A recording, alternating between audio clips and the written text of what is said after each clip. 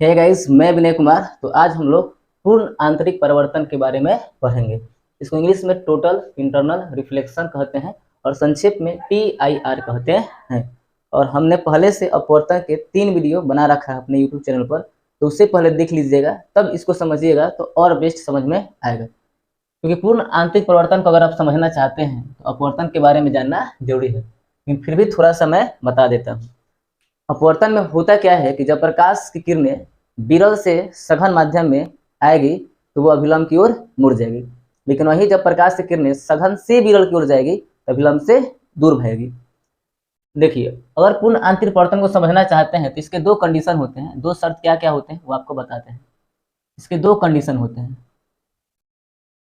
पहला कंडीशन होता है कि प्रकाश सघन से विरल में जाना चाहिए। प्रकाश जो होना चाहिए सघन से विरल में जाना चाहिए। सघन को हम लोग डेंसर कहते हैं। विरल में जाना चाहिए। कहाँ जाना चाहिए? सघन से विरल में जाना चाहिए, रेयर मीडियम में जाना चाहिए। ठीक है। और दूसरा शर्त इसका है कि आपतन कोण का मान जिसको हम आई कहते हैं, ये आपको बड़ा होना चाहिए। किससे? क्रांतिक कोण से। इसको हम क्रिटिकल एंगल बोलते हैं, क्रिटिकल एंगल से, है ना। यानी कि इसको हम आई लिखते हैं, क्रांतिक कोण को हम लोग IC लिख देते हैं, या हम आई या कहीं कहीं थीटा C भी लिख देता है, या कहीं कहीं I ग्रेटर देन C भी लिखकर छोड़ देता है।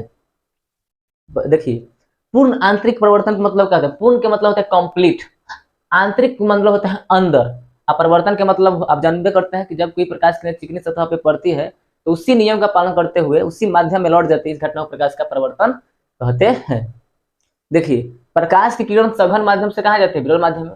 तो सघन माध्यम से विरल माध्यम में जाती है, लेकिन फिर आ जाती है सघन माध्यम में। फिर कहाँ जाती है? सघन माध्यम में। तो इसे ही कहते हैं पूर्ण आंतरिक परिवर्तन। ये हमने संक्षेप में समझाया। क्या? देखिए, अगर आप सघन से विरल में जा रहे हैं, लेकिन किसी कारणवश आप फिर सघन माध्यम में ही वापस आ जाते हैं, तो इसे ही कहते हैं TIR, संक्षेप में टोटल इंटरनल रिफ्लेक्शन। लेकिन अब इसको हम समझते हैं कि क्रांतिक कोण क्या होता है ना, और पूर्ण आंतरिक परिवर्तन घटता कैसे है। तो चलिए समझते हैं। तो मान लीजिए हम यहाँ पर लिए आपका ये एक पारदर्शी माध्यम ले लिए, ठीक है। इसको हम XY मान लिए, और ये हो गया सघन माध्यम, यानी कि ऊपर मान लीजिए सघन माध्यम हो गया। ऊपर मान लीजिए वाटर है, तो वाटर हो गया। नीचे क्या है? एयर है। नीचे क्या है आपका? एयर है। ये हो गया सघन माध्यम और ये हो गया विरल माध्यम। तो आप एक क्या करेंगे? अभिलंब खींचेंगे। सबसे पहले तो एक अभिलंब खींच लेंगे, तो ये हो गया आपका अभिलंब। क्या हो गया आपका? अभिलंब। इंग्लिश में हम इसको नॉर्मल बोलते हैं। ये आपका नॉर्मल हो गया। अब ध्यान दीजिएगा कि जब एक किरणें आएगी और यहाँ पर आकर आपतित होगी, क्या होगी? आपतित होगी।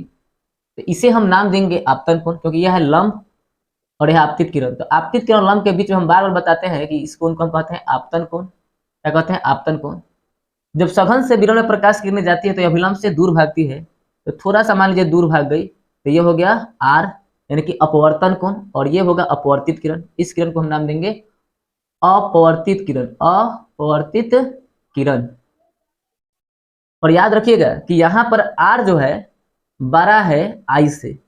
और एक बात और याद रखिएगा कि जब जब अपवर्तित किरणें, ये माने अपवर्तन होता है, उस समय परिवर्तन भी होता है। लेकिन अब बोले परिवर्तन होता है, ये तो कोई बताया नहीं है। परिवर्तन होता है, लेकिन उसको हम कहते हैं आंशिक परिवर्तन, पार्शियल रिफ्लेक्शन कहते हैं, है ना। यहाँ एक पार्शियल रिफ्लेक्शन भी होगा, यानी इसको बोलते हैं आंशिक परिवर्तन। तो एक आंशिक परिवर्तन भी होता है।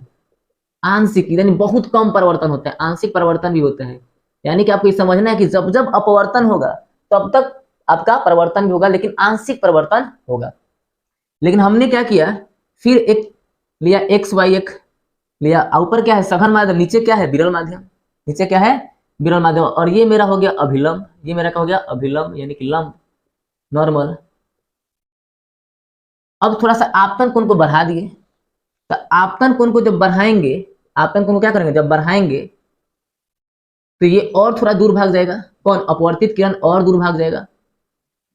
अपवर्तित किरण जो होगा आपका और दूर भाग जाएगा, है ना। तो इसको कहेंगे अभिलंब, और अपवर्तित किरण के बीच में आपका अपवर्तन कोण बन गया, ठीक है। जो कि इस कंडीशन में, यानी अपवर्तन कंडीशन में R बड़ा होता है आपतन कोण से, आर क्या होता है, बड़ा होता है आपतन कोण से।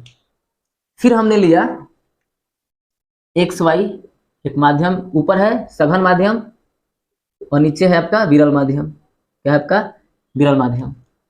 क्या है, विरल माध्यम।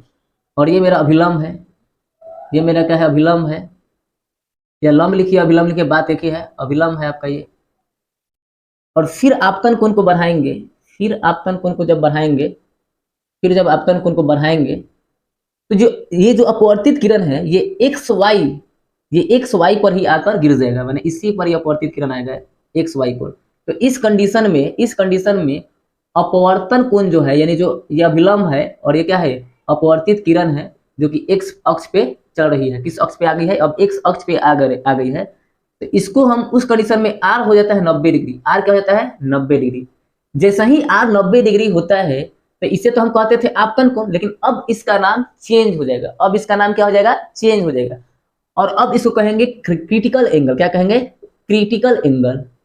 क्रिटिकल एंगल यानी क्या नाम देंगे, क्रांति कोण कहेंगे। क्या कहेंगे, क्रांति कोण। और यहां लगा देंगे सी। अब परिभाषा आता है कि क्रांति कोण किसे कहते हैं, what is the critical angle. तो परिभाषा देखिए क्या होता है, ध्यान दीजिएगा। परिभाषा होगा आपतन कोण का वह मान। हम क्यों ये वर्ड बोल रहे हैं, क्योंकि आपतन कोण ही बन जाता है क्रिटिकल एंगल। तो आपतन कोण का वह मान जिसके लिए अपवर्तन कोण 90 डिग्री हो जाता है। ध्यान दीजिएगा, आपतन कोण का वह मान जिसके लिए 90 डिग्री यानी अपवर्तन कोण 90 डिग्री हो जाता है, तो उस आपतन कोण को अब हम कहेंगे क्रांति कोण। यानी कि क्रांति कोण जो आप बोल रहे हैं वो आपतन कोण ही है, लेकिन वह उस आपतन कोण पर जो अपवर्तन कोण है वो 90 डिग्री हो जा रहा है। क्या हो गया, अपवर्तन कोण 90 डिग्री हो गया। तो अपवर्तन कोण जैसा ही 90 डिग्री हो जाता है तो तब जाकर हम उस आपतन कोण का नाम चेंज कर देते हैं और उस आपतन कोण को कहते हैं क्रांतिक कोण। क्या कहते हैं, क्रांतिक कोण।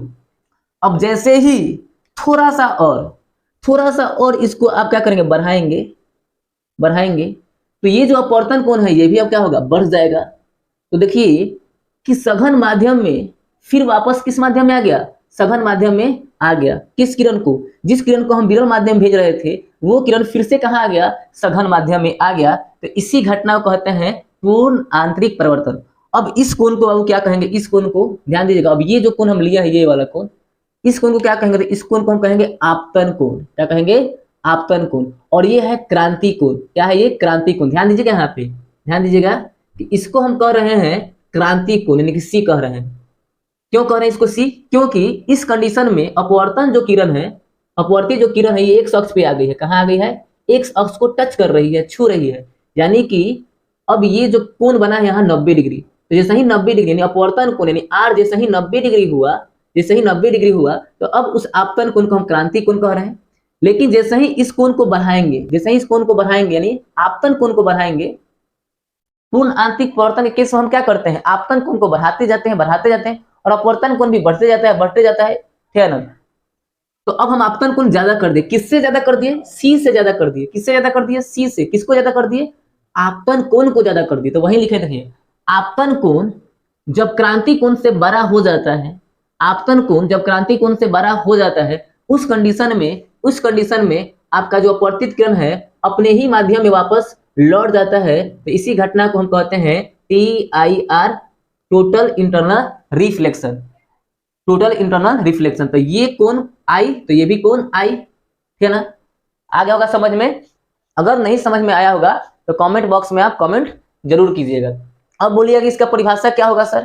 तो परिभाषा देखिए क्या किया हमने, परिभाषा समझिए कि जब प्रकाश की किरण सघन माध्यम से विरल माध्यम में जाती है तो आपतन कोण का मान बढ़ाते जाते हैं तो अपवर्तन कोण का मान बढ़ते जाता है। एक ऐसा क्षण आता है, एक ऐसा स्थिति पैदा होता है कि उस स्थिति में अपवर्तन कोण 90 डिग्री हो जाता है और आपतन कोण क्रांति कोण बन जाता है। और क्रांति कोण से फिर आपतन कोण को जैसे ही बढ़ाते हैं, यानी आपतन कोण से माने क्रांति कोण छोटा हो जाता है आपतन कोण से, तो प्रकाश पूरी तरह से सघन माध्यम में ही आ जाती है। तो इसे ही हम कहते हैं पूर्ण आंतरिक परिवर्तन। यानी कि पूर्ण आंतरिक परिवर्तन एकदम शॉर्ट में बोलिएगा तो देखिए क्या होता है शॉर्ट में, कि जहां गई, जहां से चली अब फिर वहीं पे आ जाएगी, तो उसे कहते हैं पूर्ण आंतरिक परिवर्तन।